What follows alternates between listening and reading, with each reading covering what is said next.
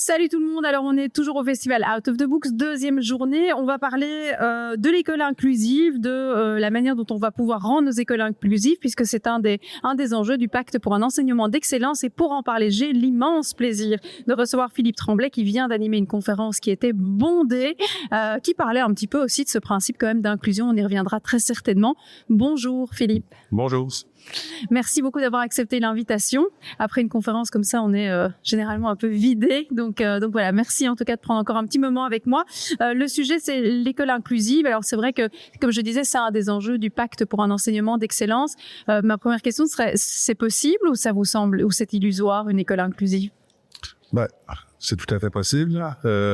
C'est possible dans plein de pays du monde qui l'ont mis déjà en application. La question, c'est de dire comment en Belgique on va le faire avec les caractéristiques du système scolaire. On peut parler des réseaux, Ouais. On peut parler d'une certaine habitude ou culture du redoublement, de l'existence de l'enseignement spécialisé. Donc c'est sûr que le contexte scolaire est un peu différent des autres, mais dans plein de contextes scolaires, ça a pu se mettre en œuvre. Mm-hmm. En fait, si on a les ressources pour créer un enseignement spécialisé pour la difficulté scolaire, pour soutenir les élèves, comme on fait maintenant en Belgique, en fait, on a les ressources pour faire l'école inclusive. Par contre, c'est vrai qu'il va falloir arrêter de faire ce qu'on faisait avant. On peut pas garder un système d'enseignement spécialisé mur à mur tout en ayant en même temps des écoles inclusives. Mm-hmm. Les écoles inclusives, c'est quand même accueillir des élèves qui ont des problèmes, des difficultés, des élèves qui ont des troubles d'apprentissage, des élèves qui ont des handicaps.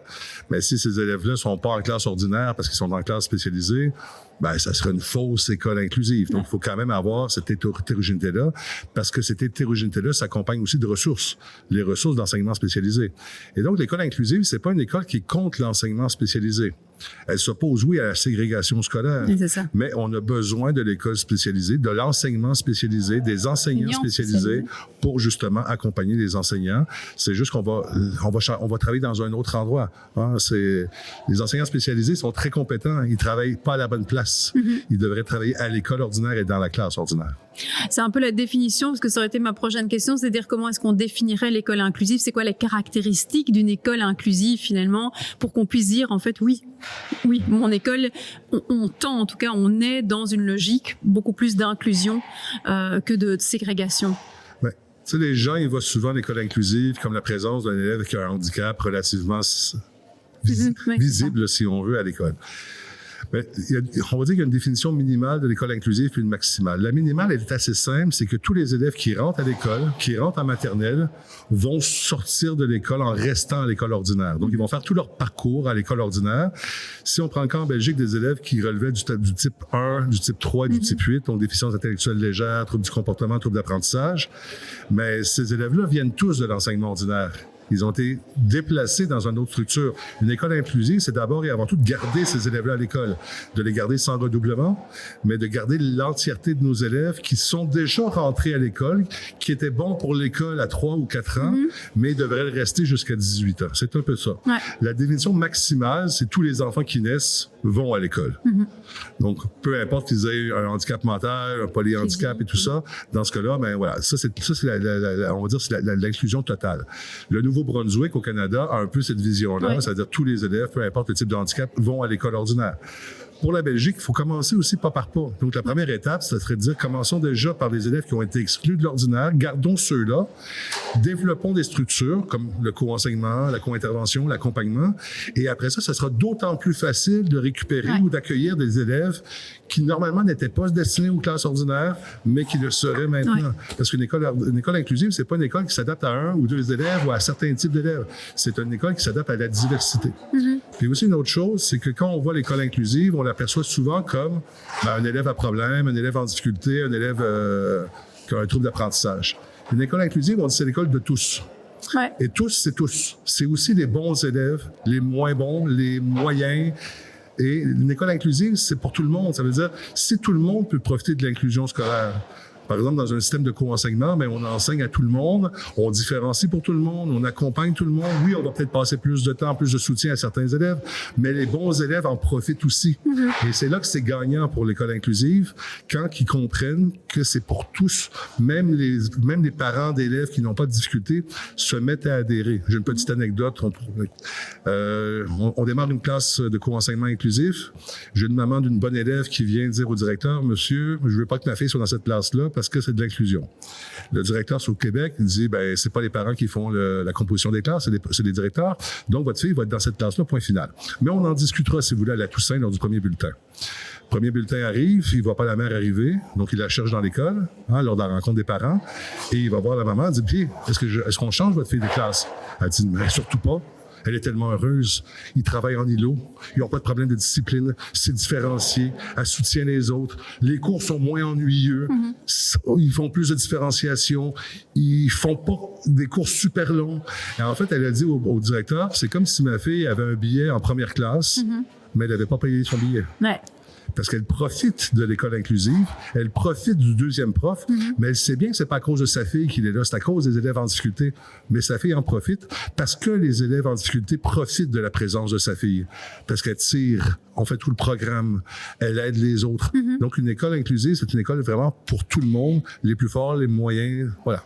C'est important, je trouve, l'anecdote, parce que c'est quand même une des craintes, souvent formulées des parents, de dire l'école inclusive, oui, c'est chouette si on a des enfants en difficulté, mais moi, mon enfant, il fonctionne bien. Donc, j'ai un peu cette peur du nivellement par le bas. Moi, j'entends souvent cette notion-là, dire oui, mais non, mais et ça fait peur, ça angoisse. Donc, je trouve que l'anecdote a plus que du sens, en tout cas, dans ce cadre-ci. L'école inclusive. Enfin, moi, j'ai travaillé beaucoup avec des enfants porteurs de trisomie 21. On parlait de cet enseignement inclusif, mais c'était il y a 4-5 ans, et je trouve que c'était compliqué. Il y avait énormément de craintes, de peur des enseignants dans le général. Pourquoi aujourd'hui c'est devenu un enjeu presque sociétal? Pourquoi est-ce qu'en fait une société va avoir besoin pour bien fonctionner d'une école inclusive? L'école, c'est on prépare la société de demain. Donc, si on veut une société inclusive, il faut commencer à la faire dans l'école. Souvent, l'école spéciale a été inventée comme un détour ségrégatif. Le but de l'école spécialisée était l'intégration. Il va passer quelques années, puis finalement, il va réintégrer en enseignement secondaire ou plus tard, dans la vie professionnelle ou dans un milieu protégé. Mais, voilà. Mais on se rend compte que viser l'inclusion, l'école inclusive, c'est un processus comme un résultat. Donc, on doit vivre l'inclusion, le processus inclusif, pour avoir le résultat inclusif aussi. Parce que souvent, le détour ségrégatif, les élèves ne revenaient pas, ainsi de suite. Autre chose, pourquoi en Belgique, maintenant, on y arrive? Parce qu'on est en retard. D'autres pays, la Belgique est actuellement le pays le plus ségrégationniste d'Europe. On n'a plus beaucoup de pays qui ont des structures spécialisées comme les nôtres, aussi formalisées, aussi importantes, aussi structurées. Dans la plupart des pays, ils ont évolué par rapport à ça. La Belgique a signé les conventions internationales de l'UNESCO, où on dit qu'il faut avoir une école plus inclusive. Et c'est malheureusement pas ce qu'on voit. Parfois, ils vont mettre une étiquette d'inclusif. On fait de l'inclusion, mais au final, ça reste une classe spécialisée. Et donc, c'est normal. On est un peu en retard. Puis là, l'idée, c'est peut-être de sauver une étape. Et justement, avec les réformes qui ont été faites au niveau du tronc commun, au niveau des ordres d'AP, au niveau des ordres P3, P4, il y a beaucoup de choses qui sont mises en place maintenant pour intervenir plus tôt. Intervenir dans toutes les écoles. Pas juste où il y a un élève intégré, mais dans toutes les écoles pour empêcher des envoyer vers l'enseignement spécialisé. Être plus en prévention. Donc, le pacte d'excellence, il y a des choses qui vont vraiment dans le bon sens. Est-ce que c'est suffisant? Est-ce qu'on doit s'arrêter? Non. Il y a des choses encore à faire. Il faut poursuivre. C'est que le début de la réforme. Mais si on continue sur cette voie-là, mais il y aura des résistances. C'est sûr que si je parle d'enseignement spécialisé, il va y avoir des résistances. L'inclusion scolaire va fait jamais perdre un emploi. Les gens vont juste se déplacer, vont travailler ailleurs, vont travailler dans une école, et ça reste des enseignants. En enseignement spécialisé, ce sont tous des enseignants qui ont le même diplôme que les autres. Et donc, on peut très bien travailler dans un système ordinaire, ainsi de suite. Mais oui, il y aura des résistances de la part des parents, de la part de certaines institutions, ainsi de suite. Mais il faut un pouvoir politique qui puisse aussi, à certains moments, donner une direction. Il y a eu des tentatives, il y a eu des choses, mais on n'a pas encore eu une politique très claire. Par exemple, on a un décret sur l'enseignement spécialisé et l'inclusion, l'intégration scolaire, c'est un chapitre. Maintenant, il nous faudrait un décret sur l'école inclusive et où l'école spécialisée serait un chapitre.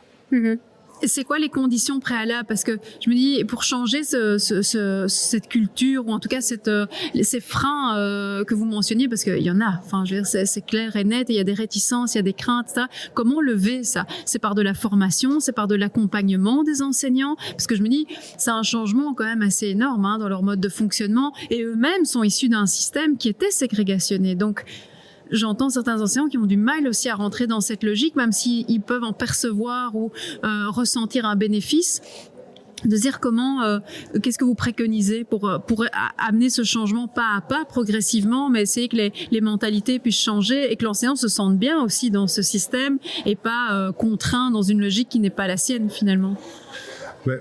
Il y a un élément culturel, on vient de le dire, c'est qu'il y a une culture scolaire ici qui est installée depuis longtemps sur le redoublement, sur la filiarisation, relativement précoce. Bon, il y a des choses qui changent, il y a des choses qui évoluent. Je vois d'autres systèmes scolaires qui sont moins bien équipés, avec des profs moins bien formés qu'en Belgique, avec moins de ressources et qui arrivent parce que ça fait partie de leur pensée, ça fait partie de leur valeur de vouloir ce type d'école-là. Ils n'imaginent pas un monde différent que celui de l'école inclusive. Nous, on voit des mondes alternatifs. Il y a aussi, c'est que souvent, on cible l'école inclusive au niveau de l'élève. C'est le prof. L'école inclusive, c'est une école qui se transforme. C'est l'enseignement qu'on doit changer, c'est l'enseignant qu'on doit aider. Et donc, pour les enseignants, ça doit être vu comme une opportunité. C'est-à-dire, on va être plus soutenu, on sera peut-être 2 en classe à certains moments. Ça sera pas l'élève, ça sera pas que l'élève qui sera soutenu, ça va être aussi l'enseignant. Donc, il faut aussi avoir cette culture-là. Et les enseignants, parfois, ils ont du mal à reconnaître qu'ils ont du mal, que c'est parfois difficile. Tu sais, si on regarde le taux de décrochage des enseignants en Belgique francophone, on est autour de 30 à 40% des enseignants qui décrochent dans les 5 premières années. C'est pas si facile que ça, finalement, enseigner. Et en fait, on a plus d'enseignants que d'élèves qui décrochent. Et donc, peut-être qu'il faudrait penser à aider les enseignants. Parce qu'en effet, l'école a changé, elle est plus hétérogène. Les migrants, on veut lutter contre le redoublement, lutter contre l'échec scolaire. Mais tout ça, si ça repose toujours sur les épaules d'un seul enseignant qui doit tout gérer lui-même, on a beau le former tout le temps, on a beau le muscler, on a beau lui donner un maximum de formation. Si je reste toujours tout seul, ça reste compliqué.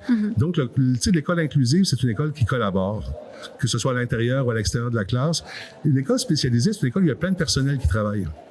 Mais l'école inclusive, ça doit être la même chose. C'est une école où il y a plusieurs personnels qui travaillent, mais le plus proche possible de la classe ordinaire et le plus proche possible de l'enseignant. Et on doit s'intéresser, comme je dis, aux besoins des élèves, mais aussi aux besoins des enseignants. Tiens, qu'est-ce que tu as besoin, toi, pour accompagner cet élève-là, pour le garder en classe, pour mieux lui enseigner, pour qu'il soit mieux intégré? C'est quoi tu as besoin, toi? C'est un peu... dans une famille, on aide les parents. C'est pas l'enfant qu'on va aider, en quelque sorte. On va aider des allocations familiales, on va soutenir les parents, parce que c'est eux qui doivent gérer l'enfant. Mais c'est la même chose à l'école. On doit plus soutenir nos enseignants, plus les aider, et qui voient les avantages de l'école inclusive comme une opportunité de transformation, de changement, mais aussi, je dirais pas d'allègement, mais de se libérer un peu, de pouvoir se reposer sur quelqu'un, de pouvoir le faire à deux, mais ça nous permet parfois de se libérer, de pas être toujours tout seul, de pas craquer non plus sous la pression. Oui, tout à fait, parce que c'est vrai que c'est un métier qui est considéré comme éprouvant et malheureusement souvent on est seul dans sa classe. Alors c'est le sujet que vous avez abordé ici maintenant avec les participants du festival, les pratiques de co-enseignement, co-intervention, la présence. En fait, on va multiplier les ressources, on va donner plus de ressources au sein de la classe pour épauler l'enseignant, pour que justement il puisse davantage aider. Ce matin, on entendait une ASBL qui a lancé des bénévoles qui viennent en classe pour soutenir d'autres enseignants. Alors au niveau de la formation, je dirais qu'ils étaient plutôt mus par un intérêt, une motivation, l'envie d'aider, de soutenir. Mais finalement, les résultats étaient assez impressionnants de dire, tiens, quand on est à deux, on collabore. Et c'était assez touchant d'entendre les témoignages des profs qui disaient, c'est le bonheur quand je sais que j'ai la deuxième personne qui arrive ce jour-là. Je suis plus détendue, je suis plus relax. Je sais que la gestion de classe, la gestion des apprentissages va être plus sereine. C'est une des solutions quand même, c'est une des pistes majeures, le co-enseignement et la co-intervention. Ouais. L'école inclusive, c'est une école aussi qui s'ancre dans sa communauté. Un élève qui va en classe spéciale, mais il quitte sa communauté, il quitte le quartier, il prend un autobus, il va dans une autre école. Là, quand on travaille avec des bénévoles, on travaille avec des gens qui sont souvent proches de l'école. Parfois, ça peut être pas des grands-parents, mais des personnes retraitées. Retraitées, tout à fait. Qui sont souvent très qualifiées. Pas nécessairement retraités de l'enseignement. J'ai vu des projets avec qu'on appelle des projets de papy, mamie lectrice, papa lecteur. Mais ils viennent tous les jours, 15-20 minutes, une demi-heure, soutenir un ou deux élèves, lire tous les jours avec lui, le soutenir, ainsi de suite. C'est très valorisant parce que, on peut accompagner une sortie scolaire puis faire une fancy fair, mais quand le bénévole se rend compte que c'est grâce à lui qu'il a vraiment un rôle plein, qu'il est vraiment responsabilisé, qu'il a un petit bout de l'apprentissage de l'élève à donner, mais on peut aussi le valoriser parce que ces gens-là, quand ils font du bénévolat, c'est pas pour les sous. c'est pour l'effet que ça va apporter dans la communauté, dans l'école, pour l'élève. Donc, on va pouvoir aussi pouvoir faire ça. Avec des papy lecteurs ou des gens de la communauté, tout ça, on va plus parler de coéducation. Ouais. Quand on parle d'un professionnel non enseignant, on va parler de co-intervention. Ouais. Et quand on parle de 2 enseignants, on va parler de co-enseignement. Mais des fois, en classe, on peut ne pas savoir qui est qui parce que chacun gère un atelier, chacun circule, ils vont vers les mains, ainsi de suite. C'est souvent le travail en coulisses qui va relever, parce que souvent en coulisses, c'est souvent plus l'enseignant qui a planifié ou qui va corriger.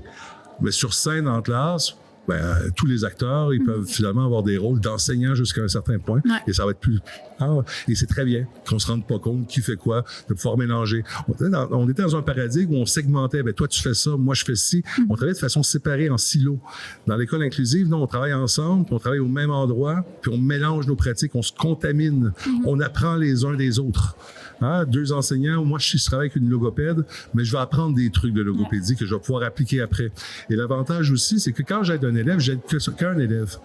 Quand j'aide un prof et qu'il change de pratique, mais il change de pratique pour 20 ou 25 ans. Ouais. Même si c'est juste un petit élément, mais dans sa carrière scolaire au complet, il y a quelque chose qui va faire mieux, qui va faire différemment, qui va faire plus, peut-être pour mieux convenir à certains publics. Et donc, c'est comme ça aussi qu'on améliore les pratiques, qu'on lutte contre l'échec scolaire aussi. Parce que l'idée, c'est pas toujours non plus de faire de la gestion de l'échec, de la gestion de l'erreur. L'idée, c'est de dire, est-ce que je peux pas déplacer le curseur et intervenir avant l'échec, avant l'erreur? Enseigner autrement pour qu'il y ait moins de difficultés et que s'il y en a, les difficultés soient plus faciles à corriger. Tout à fait. Donc, plutôt que désigner ou décharger l'erreur, l'échec, l'élève dans la cour d'un voisin, d'un logopède, d'un orthopédiste, je pense qu'il faut pouvoir travailler ensemble beaucoup plus tôt dans le processus d'apprentissage parce que la co-intervention, c'est toujours après. Quand je sors l'élève de la classe, co-intervention externe, c'est toujours après. Ouais. C'est correct de faire après. Il faut faire des remédiations, mais ça serait mieux si on travaillait un peu plus en amont, un peu plus avant. Tant dans la planification, la leçon est plus accessible, plus différenciée, que dans la prestation, dans la classe. Mais il y a un élève qui lève la main, il y a un élève qui a une difficulté, mais je peux intervenir beaucoup plus intensément en classe pour justement qu'il n'en ait plus. Oui, c'est de la remédiation inclusive, littéralement, voilà. Au sein même de la classe. On revient sur ce thème de collaboration. Moi, je trouve que dans les pratiques de co-enseignement, ce terme-là, c'est apprendre aussi aux enseignants à collaborer, à ne plus être seul, à travailler en équipe, à planifier en équipe. Je trouve que les points de départ, les enseignants sont toujours un peu inquiets comme d'ouvrir leurs portes, de se dire, mon Dieu, faire rentrer quelqu'un dans ma classe, et puis finalement, de se dire, au final, je suis soulagée. Je trouve qu'on entend au bout de quelques mois de pratique de co-enseignement, c'est l'apaisement, c'est le bonheur de voir ma collègue arriver. Ces heures-là, elles sont chouettes, elles sont beaucoup plus cool. Et ils le disent, le premier impact, c'est sur les élèves. Donc ça, c'est très chouette. Par rapport aux parents, parce que il y a énormément de parents qui sont quand même dans cette lutte pour l'école inclusive. Je disais, j'ai travaillé longtemps avec des enfants porteurs de trisomie 21 et c'est vrai qu'on voyait des parents en souffrance parce que vous avez mentionné un point important, c'est qu'aujourd'hui, cette école spécialisée qui fait un formidable travail, loin de l'idée de critiquer évidemment, mais c'est vrai que les enjeux sont multiples. Il faut déménager parfois parce que l'école n'est pas à proximité, des déplacements qui sont lourds, des frais qui sont importants. Et donc, c'est extrêmement complexe pour les familles. Qu'est-ce qu'on pourrait leur dire à ces familles qui luttent pour cette école inclusive, qui aimeraient tellement voir leur enfant au sein d'une école ordinaire? Ces parents-là, ils sont ultra nécessaires. On n'amorcera pas de changement s'il n'y a pas de pression. Ouais. On doit faire pression, puis c'est une pression qui est politique, même si c'est pas toujours, ça s'exprime pas toujours par un bulletin de vote, mais c'est par des représentations, par des pressions, par aller voir le ministre, changer les choses, changer les législations. Donc, c'est très important. Les réformes sur l'école inclusive des années 80 dans les pays anglo-saxons, dans les pays scandinaves, ça s'est fait à l'initiative des parents. Ce sont les parents dont les élèves étaient exclus de l'ordinaire, qui ne pouvaient pas rentrer, comme les élèves avec une trisomie, qui ont fait pression pour dire, tiens, si mon enfant a le droit d'avoir tant de ressources à l'école B, pourquoi il n'a pas les mêmes ressources dans l'école A? Pourquoi il ne peut pas aller à l'école du quartier et recevoir les ressources spécialisées? C'est quand même nos impôts. Pourquoi on ne peut pas le dépenser l'argent ailleurs et peut-être plus tôt et peut-être mieux? Et l'avantage aussi, c'est que quand je vais dépenser des moyens pour inclure ou intégrer un élève qui a une trisomie, mais si j'ai une logo en plus, tout le monde va pouvoir profiter de sa présence, de ses conseils, des aménagements raisonnables qu'elle va avoir, de l'accessibilité visuelle ou auditive qu'on va proposer aux élèves, des tâches, de la différenciation. Donc, en fait, on s'appauvrit en faisant une école non inclusive parce qu'on déshabille l'école ordinaire, elle est moins polyvalente, elle est moins compétente parce qu'il y a moins de compétences à l'intérieur de l'école parce qu'on perd justement les logos, on perd les enseignants spécialisés, on perd les gens qui ont une expertise avec ce type de public-là. Donc, c'est important de pouvoir les garder. Comme on a dit tantôt, il y a une culture. Là, ça fait 150 ans qu'on enseigne seul. On est tout seul, on a toujours vu ça, on l'a vu comme élève, on l'a vu comme prof, nos enfants, c'est la même chose. Donc, ça semble un peu, c'est contre-intuitif, l'école inclusive. C'est ça qui est un peu particulier. C'est que la logique dirait, mais les enfants ont comme une maladie, un trouble, donc ils doivent être traités dans une école hôpital, dans une école différente, dans une école avec des spécialistes. Alors qu'on dit non, l'école, on se spécialise ensemble. La spécialisation, elle est collective, elle est partagée. C'est comme une compétence. C'est comme le socio-constructivisme. On est plus compétent à 2 ou à 3, on peut résoudre une tâche plus complexe parce que si on met ensemble. Et la façon de segmenter comme on a fait, un peu le travail à la chaîne où chacun fait son morceau, mais au final, on n'arrive pas nécessairement au résultat attendu parce que les élèves, finalement, n'auront pas réintégré. Voilà. Puis aussi, l'école, c'est un endroit d'apprentissage, lire, écrire et compter, mais c'est aussi un endroit de socialisation. C'est un endroit de vie. C'est un endroit normal de vie d'un enfant. C'est un droit de l'enfant de fréquenter l'école et de fréquenter l'école ordinaire, de côtoyer ses amis, ses voisins, les gens du quartier qui vont dans la même école que lui. Donc, il y a cette question-là aussi de droit. Disons, est-ce qu'on retirait pour retirer le droit de vote à quelqu'un, il faut vraiment qu'il ait fait quelque chose de très mal. Mais ces enfants-là n'ont rien fait de mal. Pourquoi qu'on leur retire le droit de l'école? Donc il y a quand même ce principe de conseiller aux parents de continuer à lutter parce qu'ils sont des facteurs de changement quand même dans leur démarche poussée par l'émotionnel aussi et le combat, leur combat personnel qu'ils vont mener. Je rebondis parce que ça me faisait penser, c'est un peu cette conception universelle de l'apprentissage quand même. On est sur finalement le bénéfice sera pour tous et c'est vrai que c'est quand même un message à faire passer parce qu'il y a encore cette idée que je viens aider une personne ou 2 personnes dans ma classe, mais de se dire finalement l'aide qui est apportée et les compétences supplémentaires vont servir à l'ensemble de la structure de manière différente finalement. C'est ça le concept de la CUA. Puis voilà, on aide plus qu'une personne et 2. Et aussi, c'est que la deuxième personne qui vient, pourquoi ça devrait être elle qui aide? Pourquoi c'est pas l'enseignant qui aide? Et pourquoi la deuxième personne, c'est pas celle qui enseigne? Parce que finalement, quand on co-enseigne, les rôles sont interchangeables et on va prendre la personne la plus adéquate. Et parfois, c'est le titulaire de classe qui passe 25 heures avec l'élève, qui le connaît extrêmement bien, qui est le plus à même d'intervenir, qui peut poursuivre mieux l'intervention. Et ça aussi, on a un changement, parce que même quand on rentre en classe, on a souvent l'idée de dire le deuxième, que ce soit un prof ou une logo, va rester prêt ou va surtout s'occuper des élèves en difficulté. C'est correct, mais en même temps, on ne change pas le cours qui est donné. Il n'est pas plus différencié, il n'est pas plus universel, il n'est pas plus accessible. C'est correct au début, mais si on se met à 2 en classe, c'est pour changer le menu, changer les ingrédients, faire en sorte que tout le monde mange à sa faim, même ceux qui ont des allergies au gluten, même ceux qui n'aiment pas les choux de Bruxelles. C'est faire en sorte de cuisiner suffisamment bien la pédagogie pour pas être plus large. Je prends souvent l'exemple, on a parfois des excellents profs. C'est comme un boulanger, c'est le meilleur boulanger de Belgique qui fait une baguette hyper croustillante et succulente et merveilleuse. Mais si mon petit loulou, il a une allergie au gluten, il la mangera jamais, ma baguette, parce que ça va pas lui convenir. Et parfois, j'ai un collègue qui fait des sushis très moyens, mais mon loulou mange tout, parce qu'il n'y a pas de gluten dedans. Et parfois, c'est ça les styles pédagogiques. Marier des styles différents. Le prof, tout seul, on arrive à convenir à une très grande majorité des élèves. Mais il y a toujours une fraction des élèves à laquelle notre style pédagogique répond moins ou répond pas. L'avantage d'être à 2 et d'être complémentaire, c'est de pouvoir répondre vraiment à l'entièreté des élèves. Puis aussi, des fois, c'est pouvoir changer de pratique. Si je me dis, j'ai une pratique qui convient à la grande majorité, je ne changerai pas. Mais des fois, à 2, on dit, tiens, je vais essayer autre chose. On va essayer d'autres recettes, d'autres techniques pédagogiques. Et à 2, on peut se permettre plus de risquer, plus d'essayer aussi. Et la différence va être un plus, parce qu'il y a parfois cette envie d'associer, parce qu'on fonctionne de la même manière, on est identique, et de se dire justement, soyons différents, parce que si ça peut servir finalement au public, alors tout est gagné. Peut-être aussi au niveau des parents en Belgique, ce qui est un peu compliqué, c'est lié au système belge, c'est l'idée du libre choix scolaire.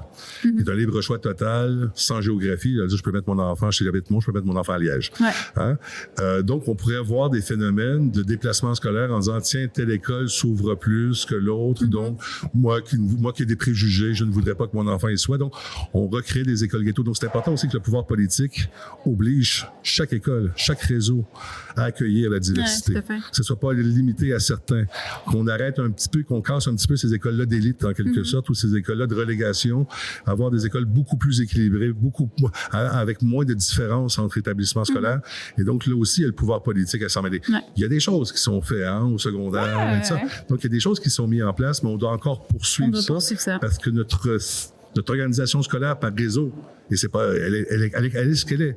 Mais on doit s'assurer que si on met une politique inclusive, ça soit pas certaines écoles ou certains réseaux qui aient la charge de l'enseignement. Si je prends le cas du Québec actuellement, mais les écoles publiques font de l'intégration, les écoles privées en font très peu. Et donc, il y a un déséquilibre. Ça veut dire qu'on a trop d'élèves dans les écoles publiques parce que la charge repose que sur les écoles publiques et plus sur les écoles privées. Donc, le gouvernement, maintenant, essaie de faire des changements. Et ces changements-là, en Belgique, mais c'est un petit peu la même chose. Oui. Mais donc, j'entends, il y a quand même différents facteurs parce qu'il y a les politiques, il y a le mouvement aussi de changement chez les enseignants, mais les deux facteurs vont être importants pour arriver à cette école inclusive, comme on disait d'entrée de jeu, pas à pas, progressivement. Mais ce qui est positif, c'est que c'est jouable. Ouais. Puis, tu sais, c'est très simple, il faut arrêter de faire ce qu'on faisait avant. Donc, on peut pas garder l'ancien système et faire le nouveau. Donc, il va falloir changer aussi. Mais ces ressources-là, on l'a, cette expertise-là, on l'a. Et c'est essentiellement une question psychologique, l'école inclusive. C'est une question de valeur, une question de culture. On l'a dit, hein. C'est pas une question de ressources, c'est pas une question d'architecture, c'est pas une question de manque d'école. C'est une question... culture, c'est vraiment le changement des valeurs, du mindset par rapport à c'est quoi l'école de demain, quoi. Ouais. Mille merci Philippe pour votre intervention, c'était super intéressant. Merci aussi d'être venu ici au festival, c'était un vrai plaisir de vous recevoir. Merci à vous, merci pour votre accueil. Et puis nous, on se retrouve très rapidement pour un prochain podcast. Morgan, Alice, no.